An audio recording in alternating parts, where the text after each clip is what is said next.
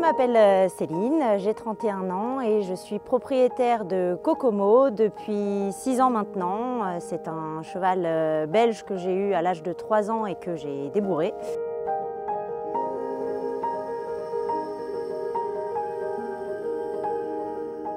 C'est un cheval initialement qui était prêt pour faire du concours complet, qu'on avait préparé en jeunes chevaux pour faire du concours complet et qui malheureusement en 2016 a déclenché un harpé australien. C'est lié à une plante qu'il a mangée dans un pré. Donc cette plante s'appelle la porcelle enracinée. Ça lui a créé une dégénérescence nerveuse. C'est tout simplement une hyperflexion, un mouvement involontaire sur un postérieur qui fait que du coup, sa carrière en concours complet a dû être arrêtée. Kokomo est un cheval qui va au pré la journée et au box le soir.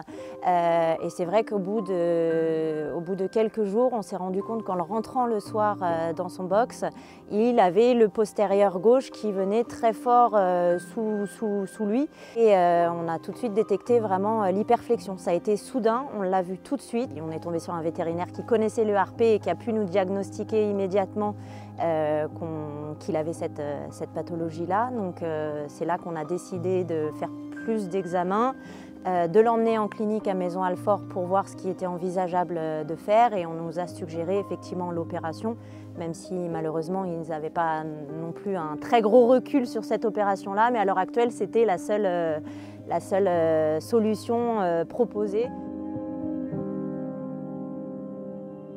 C'est vrai que c'est un petit peu le coup de massue, c'est-à-dire qu'on a préparé un cheval au niveau pour le concours complet où on ne sait même pas s'il va pouvoir être montable derrière, donc c'est très triste parce qu'au-delà des perspectives sportives, c'est aussi de se dire que notre cheval est quand même pas bien et a déclenché quelque chose de grave.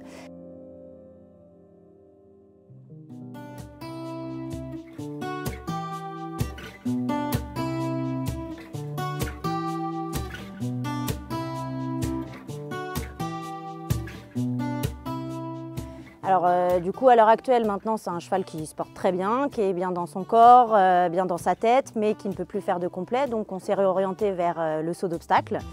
Ça lui correspond très bien parce qu'il dressait aussi bien qu'il sautait, donc du coup c'est le bon compromis. Après ce qui est sûr c'est que c'est un cheval qui ne souffre pas, qui ne se fait pas mal, qui ne se détériore pas au travail, au contraire il a besoin d'être en activité, il a besoin et dans sa tête et dans son corps de pouvoir continuer à se muscler, c'est très important quand il y a le harpé parce qu'effectivement ça sollicite le membre, donc il faut vraiment pouvoir le garder et puis après gérer quand il y a des temps un peu forts, pouvoir canaliser derrière les temps un peu plus tranquilles pour récupérer des temps de pause qui sont un petit peu plus longs. Après, le regard des autres, c'est un petit peu dur à encaisser parce qu'effectivement, quand les gens ne savent pas, ils ont tendance à dire le cheval souffre, donc la cavalière ne pense qu'à elle et ne prend pas soin de son cheval.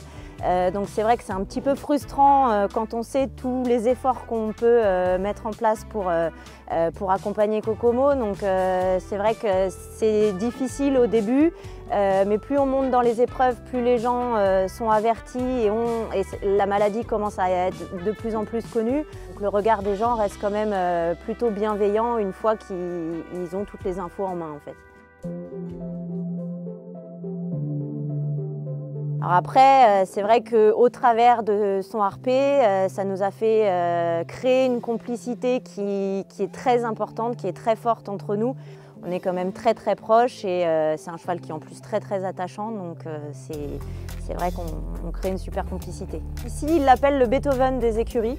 C'est-à-dire que c'est le Rantanplan dans toute sa splendeur, il est très joueur, il est très collant, très proche de l'homme, un peu trop des fois, mais c'est vrai que là-dessus, sur le mental, il a un super mental, il est vraiment bien dans sa tête et c'est un bonheur de travailler avec lui tous les jours parce qu'il est hyper proche, hyper câlin et c'est pas tous les chevaux avec qui on peut avoir ce contact-là. Alors, son plus grand défaut, c'est qu'il passe son temps à manger tout ce qui passe, que ce soit des filets, des couvertures, des gants.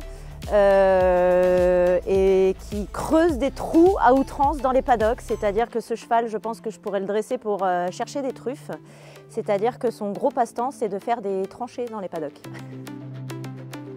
Ce n'est pas mon cheval pour rien, c'est vrai qu'on est très complémentaires là-dessus et c'est pour ça qu'on est assez fusionnels puisqu'effectivement on se retrouve sur pas mal de points.